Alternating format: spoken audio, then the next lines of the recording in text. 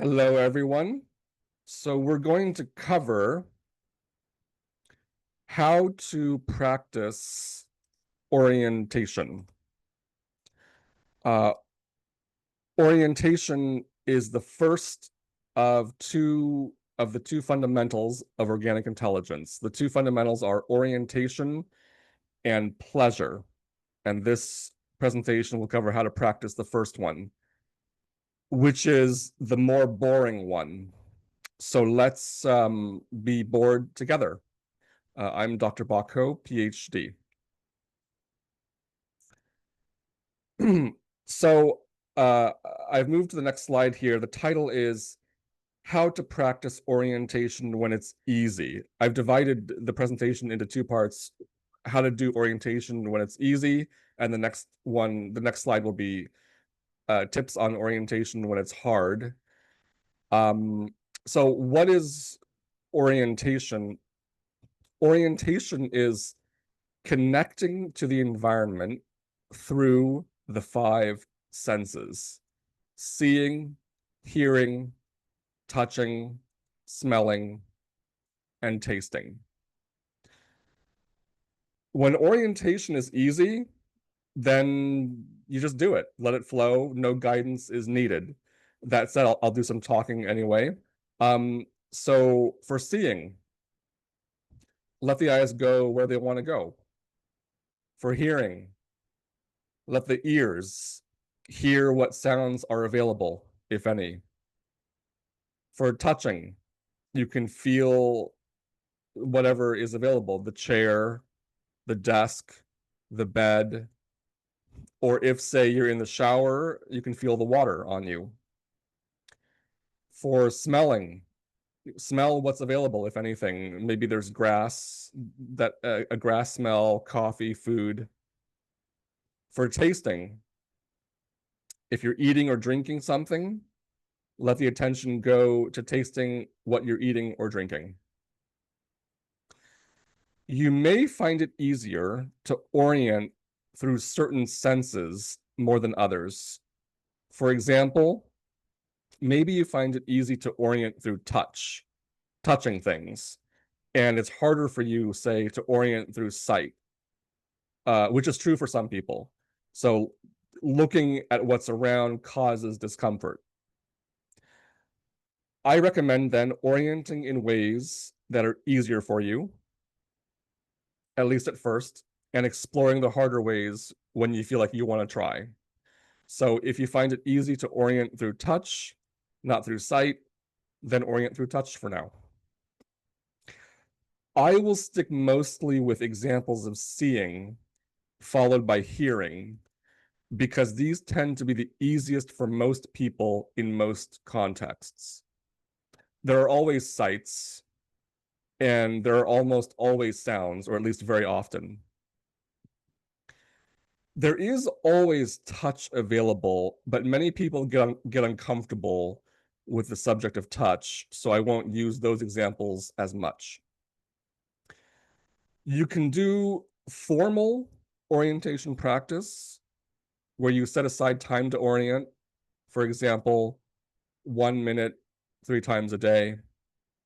And you can orient in moment to moment living, life practice, which can be quite easy because you already have to be orienting to some degree if you can walk around without running into furniture or drive without crashing into things. So when orientation is easy, flow with it. No guidance necessary. Let your eyes go where they want to go. See and hear what's around. No tips necessary. All right. So now let's turn to when orientation is hard or impossible, because interior intensity, thoughts, feelings, images, that intensity is too high. It preoccupies the attention, so it's hard to orient, or you find orientation is boring. I don't want to do it. But let's suppose you're still going to try to practice. So let's look at some tips for this. I've moved to the next slide. The title is Tips When Orientation is Hard, and I have 8 tips. I'll read them through and then I'll talk through. So number one, you could try remember the benefit of orientation. You're building capacity to handle life pleasurably. Number two, you could think of it as a challenge. That might be motivating.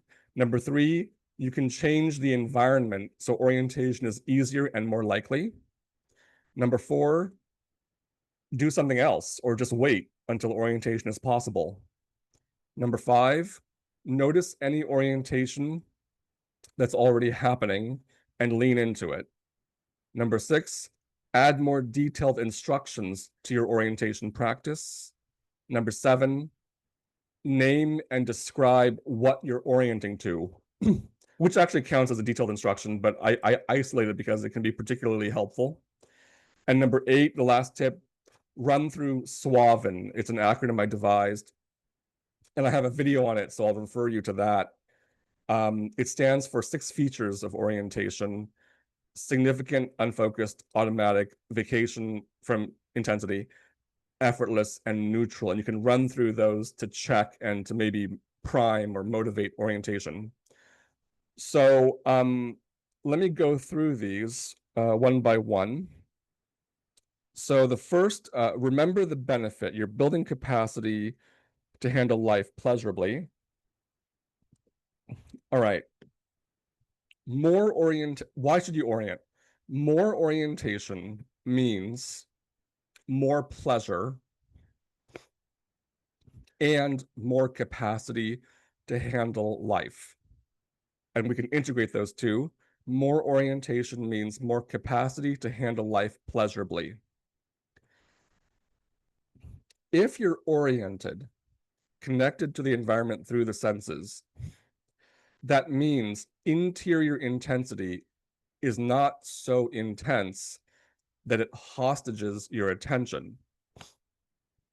Interior intensity tends to hostage your attention when you're uncomfortable or when pleasure is too intense, which is a form of discomfort. The stabler your orientation, the stabler your comfort, and the more you can handle more comfortably, pleasurably, easily, effortlessly, enjoyably. So when orientation is hard, impossible, boring, or you just don't want to do it, it may help to remember the benefit. You're building capacity to handle life pleasurably. Number two, think of it as a challenge. It may help to think of orientation as an interesting challenge. Orientation can be hard.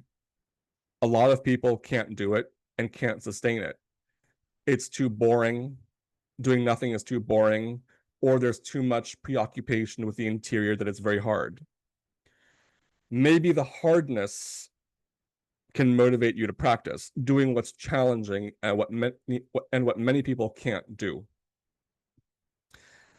Let me offer an analogy here in case it helps. Doing nothing for years or decades is a way to grow your money and become very rich. Park your money in an investment, do nothing during the swings, and get rich doing nothing. Yet doing nothing is hard or impossible for many people, so they keep selling at a loss or too soon. They can't just do nothing for a long period of time. Yet doing nothing and for a long time is a way to become rich. And orientation is the way to build capacity to handle life pleasurably, including the capacity to do nothing and thus to get rich pleasurably. All right, so thinking of orientation as a challenge and as a challenge of doing nothing may help motivate. Third tip, change the environment so orientation is easier and more likely. You can change location. Maybe going for a walk will make orientation easier. Maybe going somewhere where sights and sounds are more likely to grab your attention. And you can alter the current environment, like buy 20 stuffed animals and 20 balls of different colors and spread them out in your room. You may be more likely to orient. Tip number four, do something else or just wait until orientation is possible.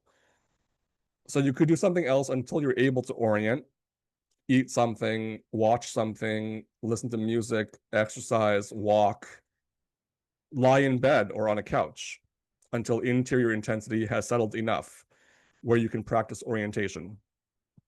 You could also just wait until orientation is possible. Number 5, notice any orientation that's already happening and lean into it. If you're doing something else until orientation is possible, or just waiting until it is, there will still be some orientation happening, whatever you're doing. Eating, watching something, being on your phone, listening to music, exercising, walking, vegging out in bed or on a couch, all involve some orientation. Tasting, seeing, hearing, touching the bed. So again, there's always some orientation happening, which you can notice and lean into a bit.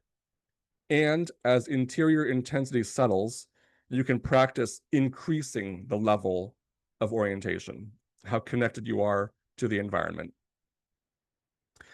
You could also try practicing moments of orientation. For example, looking up from your phone for a second, or looking out the window for a second. Number 6, you can try adding more detailed instructions to your orientation practice. I'll give just a few examples and then leave it to your creativity. For example, find 5 things to look at that look okay. So maybe if you have the instruction 5 things, it's motivating. Okay, I'll do 5 things. Or maybe select a color, like look at green things or look at brown things. So you can get creative and come up with any detailed instructions that might motivate you to try orienting. Number 7, name and describe what you're orienting to. This is a detailed instruction, as I said before. I'm isolating it because it seems to be particularly potent. So you could try naming and describing things in the environment that can help you move into orientation. So for example, oh, desk. I see my desk. Maybe my senses, my eyes are not that connected to my desk, so the orientation is not as strong as it could be. But if I just say desk, okay, desk, that primes the brain and may prime my eyes to connect to the desk. So desk, sky, tree. And I can start describing things. The tree is brown. I see 5 branches. There are leaves more on the lower branches than the upper branches. So describing things in the environment can be easier if you're used to mental preoccupation. You can use your mental energy to name and describe things, and that may help get your senses to connect. Also, naming and describing can help you sustain orientation longer if your senses are already connected. So let's say you orient and you can connect to a tree or your desk, and then it's starting to get boring and the internal intensity is starting to pull your attention. You could try to sustain orientation a little bit longer by describing the desk, describing the tree, or just naming tree. Yeah. So that's 7. Name and describe what you're orienting to. And the last one, number 8, run through SWAVN. I won't go through this in great detail because there's a separate video on the acronym SWAVN, but just to mention it. So SWAVN is my acronym for 6 features of orientation. Significant, unfocused, automatic, vacation from interior intensity, effortless, and neutral. And the other video on SWAVN explains what each of these mean. And if you are familiar with the SWAVN acronym, you could, when orientation is hard or impossible, you could mentally go through the SWAVN acronym and try to remember the components. What's S? What's U? What's A? What's V? What's E? What's N? What do each of these 6 features mean? This gives the mind something to do. And as you go through them, the 6 features, you might find you're more able to orient because you're thinking about the features. For example, you think about S, significant. Significant means the environment is significant to the attention. And going through the S mentally may motivate you a little to see if anything in the environment is significant to your attention, and so on for all the 6 features. And if you're already orienting, you can go through Suaven to deepen and sustain your orientation practice. So you're letting your eyes go where they want to go, you're hearing what's around, and you can go through each of the 6 features to see how much of that feature is live in the orientation. The more that the features are live, the stronger the orientation. You can use that to deepen and sustain orientation practice. Okay, so I wish you good luck in orienting.